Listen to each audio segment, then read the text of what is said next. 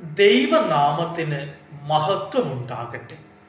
യേശുവിൽ സ്നേഹമുള്ളവരെ, മത്തായിയുടെ സുവിശേഷം 25-ാം അധ്യായം 14 മുതൽ 30 വരെയുള്ള വാക്യങ്ങൾ താലന്തുകളുടെ ഉപമ.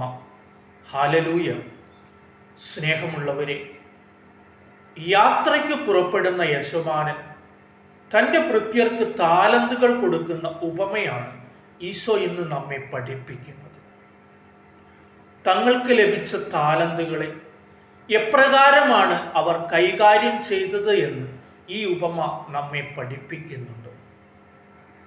തങ്ങൾക്ക് കിട്ടിയ താലന്തുകളെ വർദ്ധിപ്പിച്ച ഭൃത്യന്മാർക്ക് അതിൻ്റെതായ പ്രതിഫലവും ഭയം മൂലം മറച്ചുവെച്ച ഭൃത്യന് ശിക്ഷയുമാണ് ലഭിക്കുന്നത്.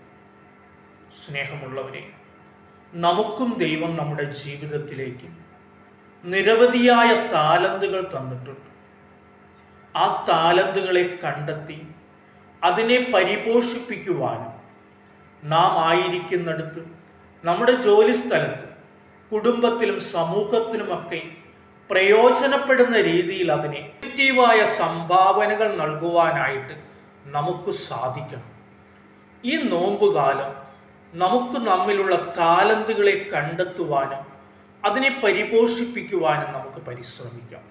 ദൈവം അനുഗ്രഹിക്കട്ടെ. ആമേൻ.